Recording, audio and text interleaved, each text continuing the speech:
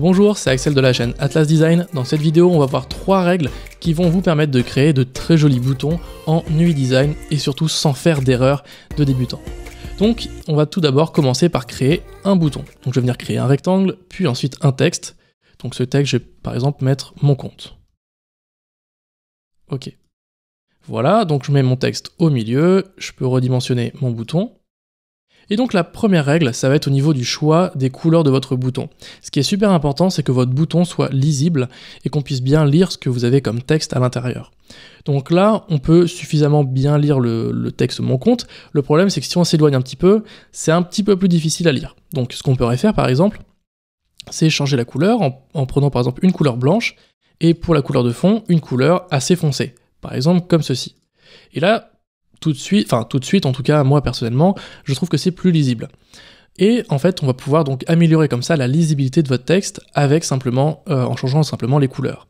Si vous voulez respecter un standard qui s'appelle donc le WCAG, vous aurez 2 tests à passer, le test du AA et le test du AAAA. Il y a 3 A. Et donc pour vérifier ça, vous allez avoir, donc si vous utilisez un outil comme Adobe XD ou Figma, vous aurez des plugins qui vous permettent de vérifier ça. Donc moi j'utilise sur Figma un plugin qui s'appelle Contrast. Voilà, vous le téléchargez, vous l'installez, et vous aurez une petite fenêtre qui va apparaître comme ça. Vous n'aurez plus qu'à sélectionner donc 2 calques différents. Donc moi je vais sélectionner ici mon calque de fond et mon calque de texte. Et là on voit que je passe tous les tests. Ce que je peux faire maintenant, c'est par exemple changer la couleur de fond et venir vers une couleur un peu plus légère. Et là, on voit donc là directement qu'il y a certains tests que je ne passe plus. Moi, ce qui m'intéresse, c'est le test du normal text, puisque ce test-là, c'est pour les textes qui font moins de 24 pixels de hauteur.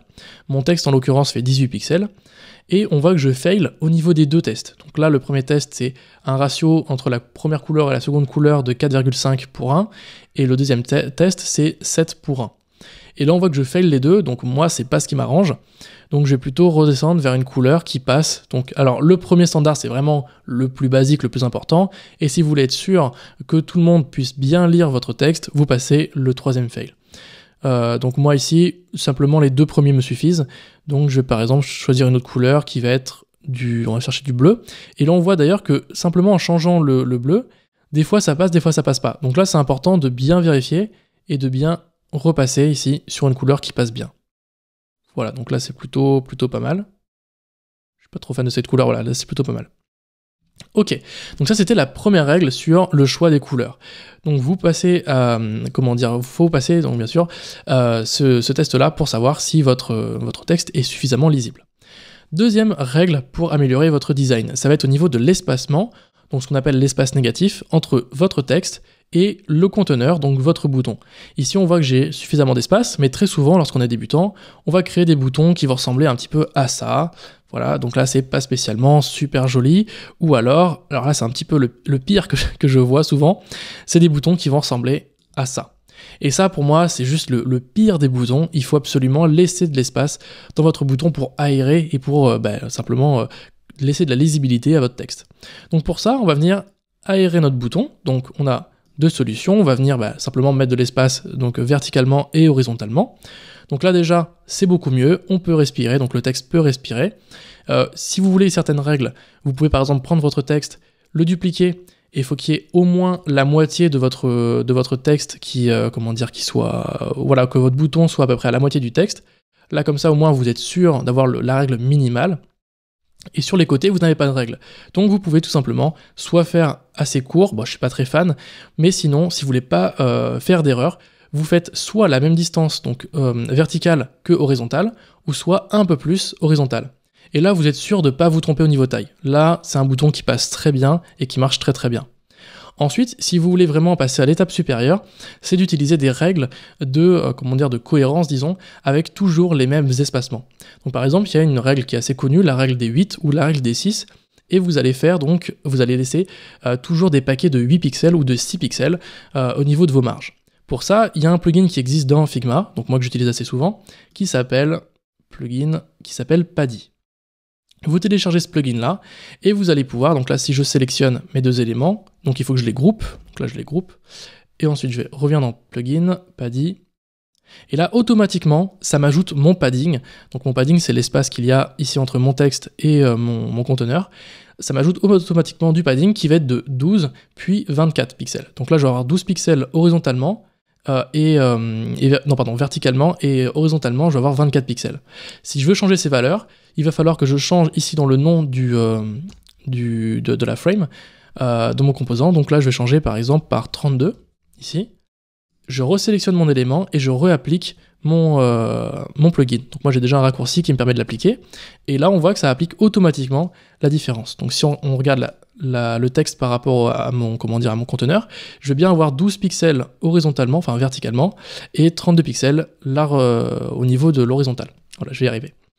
Et du coup, comme ça, vous pouvez gérer plus facilement votre padding au niveau de vos éléments. C'est vraiment très pratique.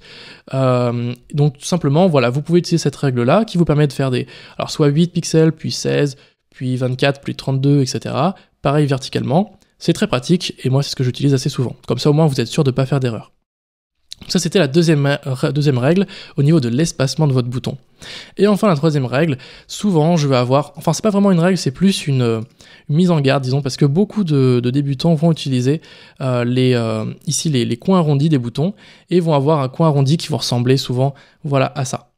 Ça, en général, c'est pas un problème si on a une identité graphique qui utilise ce style graphique, le fait que les coins soient arrondis. Mais souvent, ces mêmes personnes, donc ces mêmes débutants, vont utiliser donc ce bouton-là avec d'autres boutons qui vont ressembler à ça. Et là, le problème, c'est que vous avez un problème de cohérence. Vous allez avoir des boutons qui vont avoir des coins arrondis et d'autres qui vont avoir des coins moins arrondis. Et puis alors des fois, ça c'est le pire, c'est quand vous avez des boutons avec des coins très arrondis avec d'autres qui sont pas du tout arrondis. Et là, ça fait vraiment défaut, on va dire, sur le design. Donc pour améliorer ça, soit vous utilisez des coins arrondis, donc assez marqués, et dans ce cas-là, vous utilisez toujours les mêmes boutons, ou soit, si vous voulez pas vous prendre la tête, vous utilisez ici des coins arrondis assez légers, et moi c'est ce que je vous recommande. Si vous n'êtes pas sûr du coin arrondi, prenez des coins arrondis assez légers. Là, on peut voir que mon coin arrondi, voilà, il est de 6 pixels. Donc voilà, si vous prenez entre 0, voilà, entre 2 et 7-8 pixels, vous êtes sûr de ne pas faire d'erreur et que vous aurez de très beaux boutons. Donc voilà, ça c'était vraiment les 3 règles que j'aimerais vous partager donc sur la création de boutons en UI Design. La première, ça va être au niveau du contraste entre le texte et le fond. La deuxième, ça va être l'espacement, donc l'espace négatif entre votre texte et votre conteneur. Et le troisième, ça va être au niveau des coins arrondis. C'est important d'avoir on peut avoir des coins arrondis, mais si vous les avez trop marqués, essayez de les avoir sur tous vos boutons, ou alors, sinon, ou alors même de manière générale, utilisez forcément le même coin arrondi sur tous vos boutons, c'est très important pour vraiment avoir un esprit de cohérence sur tout votre design. Donc voilà, j'espère que cette vidéo vous a plu. Si c'est le cas, vous pouvez vous abonner et liker cette vidéo. Et également, si vous aimez ces petites astuces, on va dire un peu tips très pratiques de design, vous avez une série de 4 vidéos que vous pouvez recevoir gratuitement avec le lien dans la description. Vous rentrez votre email, votre prénom, et vous recevez ces 4 vidéos. Ça va être à peu près pareil, vous aurez des petites astuces comme ça à appliquer directement dans vos designs. Donc moi, je vous souhaite une très bonne fin de journée, on se retrouve dans une prochaine vidéo. À bientôt.